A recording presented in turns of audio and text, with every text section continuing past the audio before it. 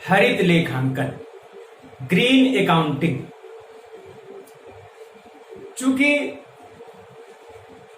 एक पर्यावरण बहुत ही महत्वपूर्ण हमारे जीवन के साथ एक जुड़ा हुआ तत्व है जिसकी कदापि उपेक्षा नहीं की जा सकती है। हम जानते हैं राष्ट्रीय आय की परिभाषा में स्पष्ट कहा गया है कि प्राकृतिक संसाधनों का उपयोग करके भूमि व अन्य जो प्राकृतिक संसाधन हैं, श्रम व पूंजी के द्वारा जो भी उत्पादन किया जाता है उसका मौद्रिक मूल्य राष्ट्रीय आय कहलाता है। प्राकृतिक संसाधनों का उपयोग यानी प्रकृति के द्वारा जो निःशुल्क उपहार हमको दिया गया है, जो अविकृत वस्तुएं हैं जिसकी कीमत नहीं लगाई जा सकती, जिसका आकलन नहीं किया जा सकता है और जो केवल वर्तमान पीढ़ी के लिए नहीं है, आने वाली हमारी जो भविष्य की पीढ़ी है उसका भी पूरा अधिकार है। इसलिए पर्यावरण रक्षण अनुरक्षण बहुत ही महत्वपूर्ण है और यदि पर्यावरण का क्षय किया जाता है तो निश्चित रूप से राष्ट्रीय आय का वास्तविक आकार बहुत कम है। इसलिए आधुनिक समय में अनेक अर्थशास्त्रियों ने पर्यावरण के महत्व को जोड़ा और राष्ट्रीय आय लेखांकन में पर्यावरण क्षय को घटाने का सुझाव दिया। हमारे सामने राष्ट्रीय आय लेखांकन की आधुनिक प्रणाली हरित लेखांकन प्रस्तुत की गई। इसमें राष्ट्रीय आय का जब हम आकलन करते हैं तो उसमें पूंजीगत वस्तुओं की घिसावट यानी मूल्य ह्रास को निकाला जाता है और पर्यावरण क्षरण या पर्यावरण ह्रास की उपेक्षा की गई। तो आधुनिक अर्थशास्त्रियों ने जब राष्ट्रीय आय लेखांकन की नई विधि हमारे सामने प्रस्तुत की तो उसमें पूंजीगत घिसावट डिप्रिसिएशन मूल्य ह्रास के साथ साथ पर्यावरण क्षय को भी घटाने का प्रावधान किया गया। तो सबसे पहले हरित लेखांकन की परिभाषा, और ये हरित लेखांकन क्या है?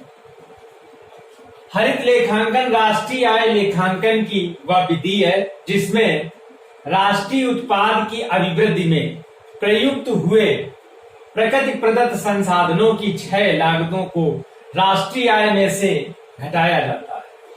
जब हम राष्ट्रीय आय का आकलन कर लें उसके बाद जितने भी संसाधन राष्ट्रीय आय की गणना में शामिल किए गए उनमें जो क्षय हुआ उसको घटा दें तो वास्तविक राष्ट्रीय आय ज्ञात हो जाएगी। इस विधि को हरित लेखांकन विधि कहा गया। हरित लेखांकन में मूल ह्रास के साथ साथ पर्यावरण क्षय को भी घटाया जाता है। कितना? यदि राष्ट्रीय आय का आकार 100 करोड़ है तो 100 करोड़ का जो वैल्यू एडेड हुई है इसमें इन्वायरमेंटल डिप्रिसिएशन कितना हुआ, इसको घटाने के बाद ही हम वास्तविक राष्ट्रीय आय का अनुमान लगाएंगे। इसको पर्यावरणीय समायोजित सकल राष्ट्रीय आय या हरित जीडीपी भी कहा जाता है। तो अभी तक जो जीडीपी ग्रॉस डोमेस्टिक प्रोडक्ट हम निकालते थे उसमें केवल पूंजीगत वस्तुओं की जो मूल्य ह्रास हुआ है, डिप्रिसिएशन हुआ, उसको ही हम केवल घटाते थे। अब चूंकि पर्यावरण या प्रकृति प्रदत्त उपहार प्राकृतिक संसाधनों के बिना किसी भी उत्पादन, कोई भी उत्पादन कार्य नहीं संभव है, तो इसलिए कितना पर्यावरण को नुकसान पहुंचा करके हमने वैल्यू एडिट की है, उसमें यदि हम पर्यावरण क्षय को घटा दें तो वास्तविक राष्ट्रीय आय या हरित जीडीपी ज्ञात हो जाएगा। और इसका पर्यावरण क्षरण कहां कहां पर होता है, किस प्रकार से होता है, इसको समझते हैं। तो प्राथमिक क्षेत्र अर्थव्यवस्था का प्राथमिक क्षेत्र, कृषि व उससे संबंधित कार्य। तो इसमें कृषि व उससे संबंधित कार्य में जल, वायु, मृदा प्रदूषण उत्पन्न होता है। जल की हानि होती है, पराली जो धान की या उत्पादन या कृषि उत्पाद का जो अपशिष्ट होता है, जब हम उसको जला देते हैं तो इससे पर्यावरण में को हानि होती है, वायु प्रदूषण फैलता है। कीटनाशकों का जब हम प्रयोग करते हैं, छिड़काव करते हैं, उससे भी वायु प्रदूषण उत्पन्न होता है, वायु प्रदूषण फैलता है। और कीटनाशकों से मृदा प्रदूषण भी फैलता है। यह हम जब नाइट्रोजन या रासायनिक उर्वरकों का प्रयोग करते हैं तो उससे पर्यावरण को हानि होती है, मृदा प्रदूषण फैलता है। तो इस प्रकार से प्राथमिक क्षेत्र का जो उत्पादन होता है वो भी पर्यावरण को क्षति पहुंचाता है। दूसरा, द्वितीय क्षेत्र निर्माण विनिर्माण क्षेत्र जो है, फैक्ट्री, उद्योग, ये सब ग्रीन हाउसेस गैस फैलाते हैं।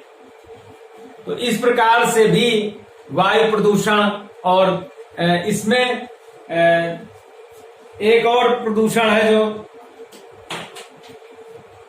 ध्वनि प्रदूषण भी फैलता है।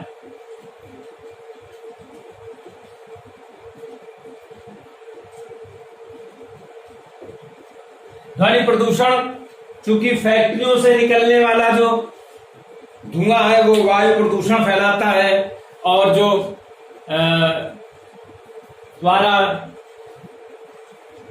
मशीनें चलने से जो आवाजें आती हैं वो ध्वनि प्रदूषण फैलाती हैं। तो इस प्रकार से द्वितीय क्षेत्र भी पर्यावरण को क्षति पहुंचाता है। तृतीय क्षेत्र सेवा क्षेत्र, वनों का क्षरण होता है, पारिस्थितिकी तंत्र प्रभावित होता है। आधारभूत संरचना का जब भी हम विस्तार करते हैं, इससे नई नई समस्याएं उत्पन्न होती हैं।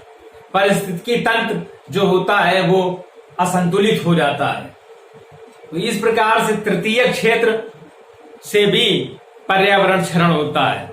तो राष्ट्रीय आय लेखांकन में पर्यावरण क्षरण या पर्यावरण को शामिल क्यों करना चाहिए? महत्व इसका हरित लेखांकन का राष्ट्रीय आय में प्राकृतिक संसाधन योगदान देते हैं। हम जानते हैं कि प्राकृतिक संसाधनों का उपयोग करके ही श्रम व पूंजी के द्वारा जो उत्पादन कार्य किया जाता है उसका मौद्रिक मूल्य ही राष्ट्रीय आय कहलाता है। तो इस प्रकार से जब राष्ट्रीय आय में पर्यावरण योगदान दे रहा है तो पर्यावरण क्षरण कितना हुआ, पर्यावरण ह्रास को भी घटाना चाहिए। प्रकृति का निःशुल्क उपहार है पर्यावरण, प्राकृतिक संसाधन प्रकृति के निःशुल्क उपहार हैं, और प्रकृति के निःशुल्क उपहार होने के कारण से वर्तमान पीढ़ी के साथ साथ भविष्य की सभी पीढ़ियों का बराबर अधिकार है। इसलिए पर्यावरण क्षरण को राष्ट्रीय आय लेखांकन में शामिल किया जाना चाहिए। गैर विकृत वस्तुएं हैं, ये अमूल्य निधि है, दुर्लभ है, कुछ अनवीकरण संसाधन है, तो इसलिए ये बहुत ही महत्वपूर्ण है। और इस महत्व के कारण राष्ट्रीय आय आकलन में पर्यावरण क्षय को शामिल किया जाना चाहिए। भविष्य की पीढ़ियों का भी अधिकार है। प्राकृतिक संसाधन प्रकृति के निःशुल्क उपहार है और प्रकृति के निःशुल्क उपहार होने के कारण से भविष्य की सभी पीढ़ियों पर इसका बराबर अधिकार है। इसलिए पर्यावरण क्षरण रोकने का प्रयास किया जाना चाहिए।